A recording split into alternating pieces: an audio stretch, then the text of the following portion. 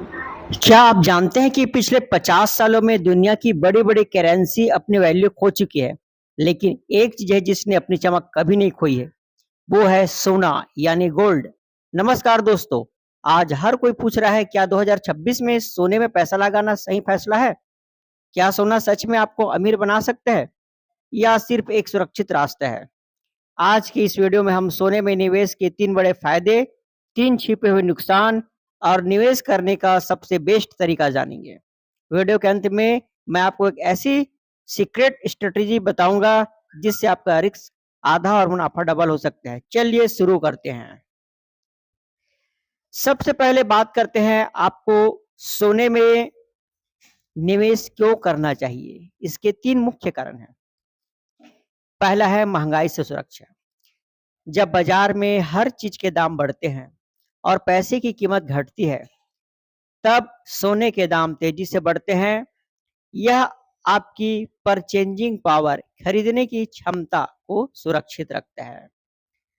दूसरा है मंदी का साथी।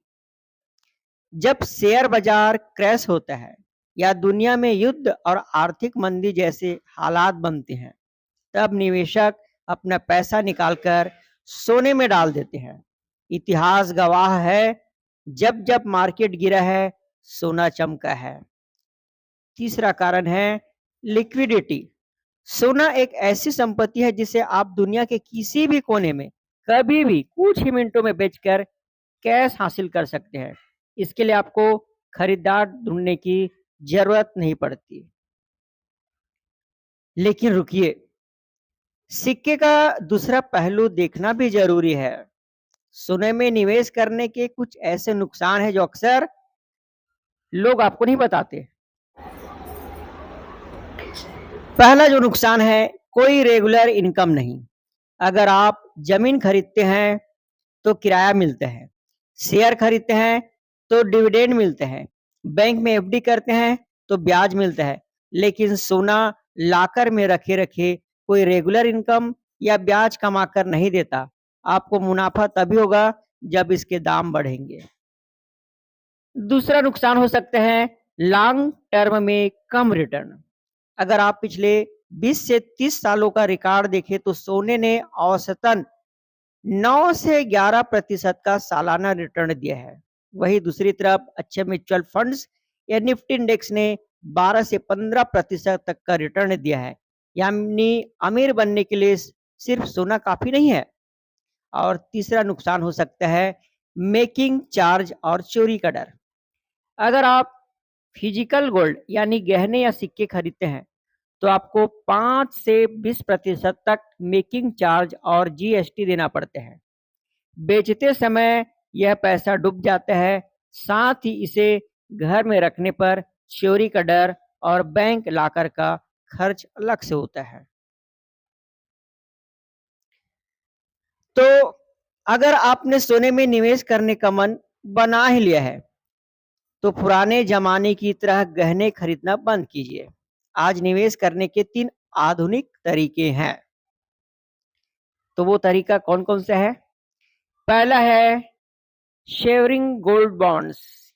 यह सरकार द्वारा जारी किया जाता है। इसमें आपको सोने की बढ़ती कीमत का फायदा तो मिलता है, साथ ही सरकार हर साल लगभग 2.5% का पक्का ब्याज भी देती है। इसमें कोई मेकिंग चार्ज या चोरी खतरा नहीं होता। दूसरा है गोल्ड दूसरा है गोल्ड ईटीएफ्स और म्यूचुअल फंड्स। अगर आप शेयर मार्केट में इन्वेस्ट करते हैं तो आप गोल्ड ईटीएफ खरीद सकते हैं। यह बिल्कुल सोने की लाइव कीमत पर काम करता है और आप इसे जब चाहे अपने डीमैट अकाउंट से बेच सकते हैं। तीसरा तरीका जो है डिजिटल गोल्ड। अगर आपका बजट बहुत कम है तो आप गूगल पे, फोन पे या पेटीएम जैसे ऐप्स से मात्र 10 रुपए का भी शुद्ध 24 कैरेट सोना खरीद सकते हैं। तो फाइनल फैसला क्या है? क्या आपको सोने में निवेश करना चाहिए या नहीं? इसका सीधा जवाब है हाँ, बिल्कुल करना चाहिए, लेकिन आंख बंद करके नहीं। फाइनेंशियल एक्सपर्ट के मुताबिक आपको अपने कुल निवेश का केवल 5 से 10% हिस्सा ही सोने में रखना चाहिए। जैसे कि अगर आप हर महीने 10,000 रुपए बचाते हैं, तो 8 से लेकर के 9,000 म्यूचुअल फंड या स्टॉक्स में लगाइए, ताकि आपका पैसा तेजी से बढ़े।